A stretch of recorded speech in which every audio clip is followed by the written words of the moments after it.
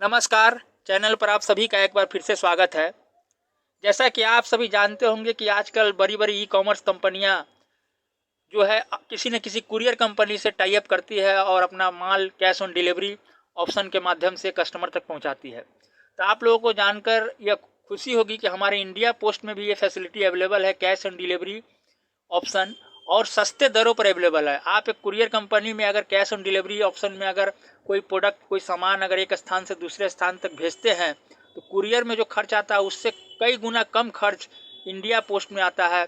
आप cash on delivery option के माध्यम से अपने सामान को एक जगह से दूसरे जगह भेज सकते हैं, भारतवर्ष में कहीं भी।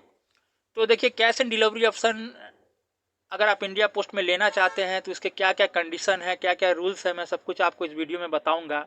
अगर आप एक थोक व्यापारी है या आप एक रिटेलर है या होलसेलर है, आपका रेगुलर माल जाता है बाहर, तो आप इंडिया पोस्ट के साथ टाई अप करके सस्ते दरों पर कैश ऑन डिलीवरी ऑप्शन में अपना माल भेज सकते हैं।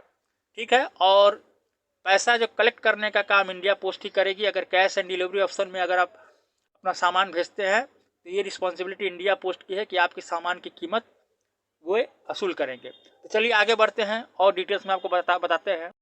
देखिए, सबसे पहले इंडिया पोस्ट 50,000 तक की राशि तक की जो है कैश एंड डिलीवरी ऑप्शन आपको देती है। 50,000 से अधिक कीमत का अगर आप प्रोडक्ट भेजेंगे तो वो इंडिया पोस्ट नहीं लेगी।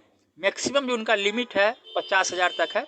जैसा कि मैंने यहाँ पर मेंशन किया, लिखा है, महंगे माल के लिए राशि के संग्रह के लिए थोक ग्राहकों की आवश्यकताओं को पूरा करने के लिए कैश ऑन डिलीवरी सुविधा उपलब्ध है, जो ₹50,000 तक की खेप की सुपुर्दगी के समय राशि का संग्रह की सुविधा प्रदान करती है। माने एक कंसाइनमेंट में आप 50,000 से ज़्यादा कीमत का सामान नहीं भेज सकते हैं।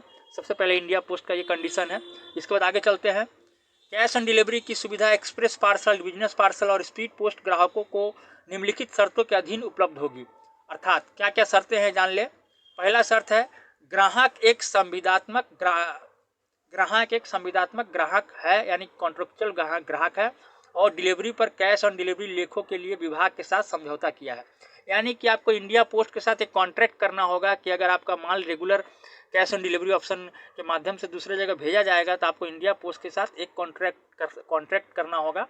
तो ये इनका पहला कंडीशन है कि रेगुलर का अगर माल भेजते हैं तो आपको उनके साथ एक कॉन्ट्रैक्ट करना होगा। दूसरा कंडीशन है, ऐसे किसी भी डाक वस्तु के मामले में प्राप्तकर्ता से वसूली के लिए निर्दिष्ट राशि 50,000 रुपये से अधिक नहीं होगी और इसमें रुपए का अंश शामिल नहीं होगा। जैसा कि मैंने पहले बता दिया कि 50,000 से अधिक कीमत की वस्तुएं आप इंडिया पोस्ट के माध्यम से कैश ऑन डिलीवरी ऑप्शन में नहीं भेज सकते हैं। अच्छा, इसके अलावा इस तरह के लेखों में स्नोबॉल सिस्टम के रूप में ज्ञात वस्तुओं की बिक्री के लिए डिजाइन किए गए कूपन, टिकट, प्रमाण पत्र या परिचय शामिल नहीं है। ठीक है। 4 नंबर, डाक बीमा शुल्क के अलावा जहां कहीं भी लगाया जा सकता है, डाक द्वारा प्रेषित की जाने वाली डाक वस्तुओं के प्रेषक को ऐसी डाक वस्तु की डिलीवरी पर निम्नलिखित अतिरिक्त शुल्क का भुगतान करना होगा, यानी कि एडिशनल फीस देना होगा। क्या क्या देना होगा? एडिशनल फीस क्या है?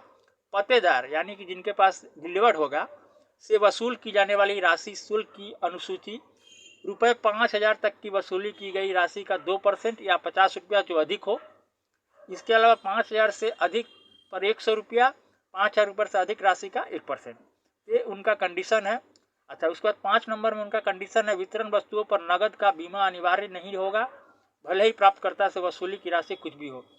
वितरण वस्तुओं पर नगद का बीमा अनिवार्य माने मैंडेटरी नहीं है। आपको जो इंश्योरेंस कराना है, प्रोडक्ट अगर आप भेज रहे हैं, इंश्योर्ड करना जरूरी नहीं है, कंपलसरी नहीं है, मैंडेटरी नहीं है। अच्छा, डाक द्वारा ऐसी वस्तु की सुपुर्दगी पर प्राप्तकर्ता से वसूल की गई राशि प्रेषक को ई पेमेंट के माध्यम से प्रेषित की जाएगी।